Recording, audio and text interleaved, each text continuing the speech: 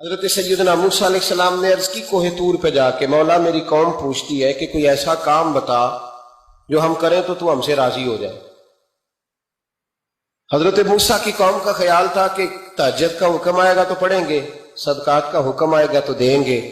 جہاد کی بات ہوگی تو کریں گے۔ کچھ جو نیک لوگ تھے ان میں سے انہوں نے یہ پیغام دیا کہ مالک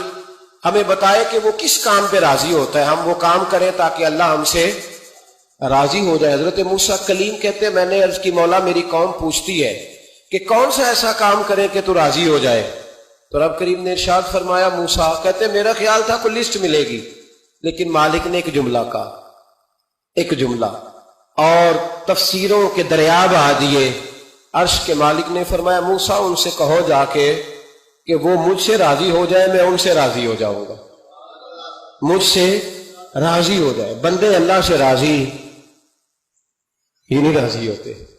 امام غزالی سے کسی نے پوچھا تھا، امام غزالی سے، کہ حضور اللہ کا بندے سے راضی ہونا کمال ہے یا بندے کا اللہ سے راضی ہونا کمال ہے؟ تو امام غزالی مسکرائے،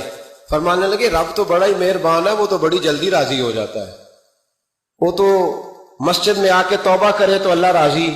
کسی یتیم کے سر پہ ہاتھ پھیرو تو اللہ راضی، وہ تو کسی اندھے کو رستہ دکھایا تو اللہ راضی ہو گیا،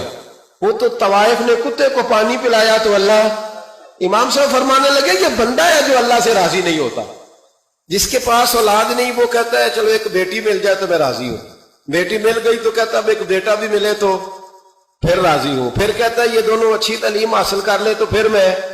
راضی ہوں، پھر کہتا ہے یہ بہت زیادہ پیسے کمائے تو پھر میں راضی ہوں۔ بہرحال راضی ہوتا، لیکن جو راضی ہو جاتا ہے نا، اللہ اکبر، جو اللہ سے راضی سکھی بڑا رہتا ہے،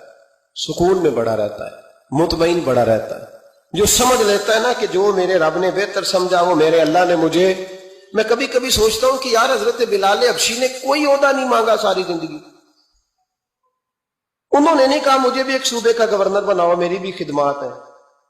مجھے بھی وزیر خزانہ بناؤ میرا بھی کچھ بنتا ہے۔ ایک دفعہ نہیں کہا سیدنا بلال حبشی رضی اللہ تعالیٰ عنہ نے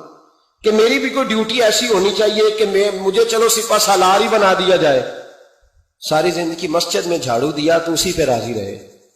ساری زندگی محبوب کے مہمانوں کا لنگر پکایا تو اسی پہ راضی رہے، ساری زندگی میرے محبوب علیہ السلام کے بچوں کی نوکری کی تو اسی پہ راضی رہے، راضی بالرضا رہے۔ حدیث پاک سنیے، نبی پاک علیہ السلام نے ایک دن صحابہ سے پوچھا کہ تم کیا سمجھتے ہو اپنے دل کو، جب پوچھتے ہو دل پہ توجہ کرتے ہو تو کیا جانتے ہو؟ تو صحابہ کرنے لگے یا رسول اللہ جب ہم اپنے دل پہ توجہ کرتے ہیں تو ہم سمجھتے ہیں کہ اللہ نے ہمیں ایمان عطا فرمایا ہے۔ تو حضور نے فرمایا تمہارے ایمان کی دلیل کیا ہے؟ ایمان کی کوئی دلیل بھی تو ہوتی ہے نا، ہمارے زمانے میں تو کوئی دلیل نہیں، نماز نہیں پڑھتا پھر بھی میں مسلمان ہوں، روزہ نہیں رکھتا پھر بھی مسلمان، جھوٹ صبح سے شام تک، کہتا خبردار کسی نے مجھے ذرا بھی بات کی سب سے بڑا مسلمان میں ہی ہوں، بددیانتی، دھوکہ، فریب، فرار، لیکن خبردار کسی نے کوئی بات کی سب سے بڑا مفتی میں ہی ہوں۔ جرم سارے پائے جاتے ہیں، دلیل کیا ہے بھائی؟ اگر کسی دیکھیں نا، اگر درخت ہے تو دلیل یہ ہے کہ پھل بھی ہے، شاخیں بھی ہیں، لیکن تو صاحب ایمان ہے تو دلیل کیا ہے؟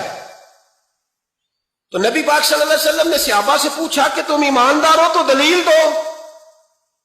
تو بڑے خوبصورت تھے میرے محبوب کے تیار کردہ لوگ،